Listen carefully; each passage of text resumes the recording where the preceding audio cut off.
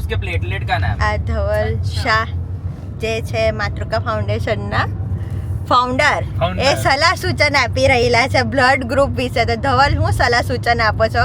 અમને સલાહ સૂચન આપતા આપતા એ ગણપતિ જોવા લઈ જાય છે બ્લડ ગ્રુપની વાત કરતા કરતા. તો જો આ અમારી બધી ટોળી છે. આ એક, આનું નામ સુજલ છે. આ બે, આનું નામ રોહન છે. આગળ એક સ્વીટી બેન બેહેલા છે અને એક ધવલભાઈ ગાડી ચલાવી રહ્યા છે. एक काम कर 200 रुपए दे और 50 रुपए काट ओवर एक्टिंग की वजह से. એક હું પોતે તમે ફાઉન્ડરો પાસે ગાડી ચલાવડાવો.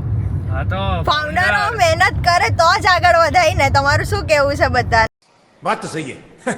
ફાઉન્ડર પોતાનો ખૂન પસીનો એક કરે ત્યારે તો ફાઉન્ડેશન આગળ વધે. क्या बात है सर, क्या बात है सर, क्या बात, ये बात है. કરી દે ને તો ગાડીઓ લાગતી નથી. फाउंडर रामू काका बन के रखे हुए हैं।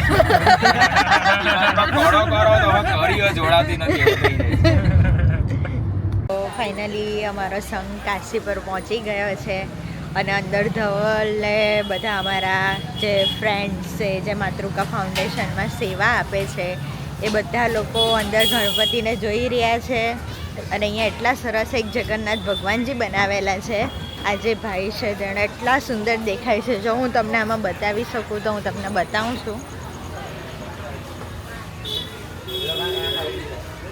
આખા જગન્નાથ ભગવાનજી બનાવેલા છે અને આ બધા ડિસ્કશન કરે છે કે શું કરીએ શું નહીં, આગમનમાં શું કરશું શું નહીં. ધવલ વિડીયો શૂટ કરે છે રિવીલિંગનો. હવે આ કન્ફર્મ થઈ ગયા. હા હા હા હા. હવે આવતા વર્ષે નેક્સ્ટ ટાઈમ आगे बात कर रही हूँ एग्जैक्टली। આ બધા અમુક ગણપતિ જોઈને એમ વિચારે છે કે અમારે આવા ગણપતિ કરાવવા જોઈતા. તો એ બી ગણપતિ બુક કરાવ્યા પછી વિચારે છે. શાબાશ! આ તો ડિસ્કશન કેટલું મોટું ચાલે છે આમ. અને આ ભાઈ બિચારા આવી રીતે મહેનત કરીને આખું આ સ્ટ્રક્ચર ઊભું કરે છે ગણપતિ બાપાનું. બહુ આવા લોકોને સેલ્યુટ છે કે આખી આખી રાત કામ કરીને આપણા ફેસ્ટિવલોને એ લોકો સારી રીતે મનાવે છે અને એ લોકો એટલી મહેનત કરે છે એટલે આપણે આવી રીતે સારી રીતે ફેસ્ટિવલ મનાવી શકીએ છીએ. તો એ લોકોને પણ આપણે થેન્ક યુ સારી રીતે કહેવું જોઈએ. बात तो सही है.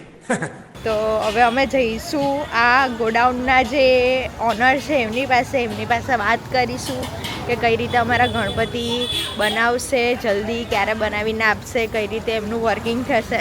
તો ચલો આગળ જઈને હું તમને ભાઈની મુલાકાત કરાવીશ.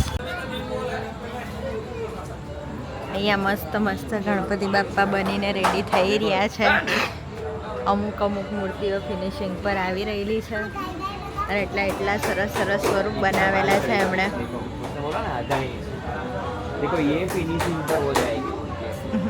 આ લોકો ચર્ચા કરી રહ્યા છે કે આપણા ગણપતિ બાપાની મૂર્તિ કઈ રીતની ફિનિશિંગ આપશે. એટલા મોટા ગણપતિ બાપા છે એમની અમે હું તો એકદમ બચ્ચું જ લાગુ છું.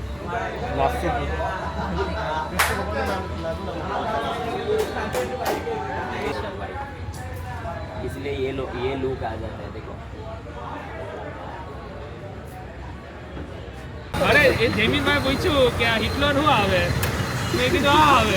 અરે આ લોકો બંને કોઈ નેક્સ્ટ લેવલની વાતો કરે. અમે તો એવું વાત કરતા હતા કે સીટ્સ વાળું જે છે હવે સીટ પેપરની જ વાત કરતા હતા. સીટની વાત કરતા હતા ને. આ જો માતૃકાના કો-ફાઉન્ડર દીદી કેની વાત કરતા હતા? ફાઉન્ડરનો કો બનાવી દેજો કે કેટલા જીએસએમ નું પેપર આવે, પ્રિન્ટેબલ છે કે નહીં, સીટ્સના કાગળની વાત કરતા હતા. તમે ઊંધું સમજા. હા યાર, હવે કોઈના લગ્નની વાત નહીં કરતા હતા બેહીને. તો અમે ગણપતિ જોઈને આવી ગયા છે પણ સોરી મારાથી એ ભાઈને તમને બતાવાયા નહીં કેમ કે બહુ જ બિઝી હતા એટલે અમે એમને બતાવી નહીં શક્યા કે એમની જોડે કંઈ ક્વેશ્ચન આન્સરિંગ નહીં કરી શક્યા.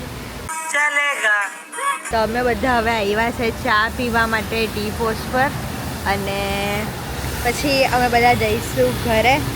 તો ચલો કાલે મળીએ નેક્સ્ટ બ્લોગમાં. ત્યાં લગીને બધાને ગુડ નાઇટ, સ્વીટ ડ્રીમ અને જય શ્રી કૃષ્ણ.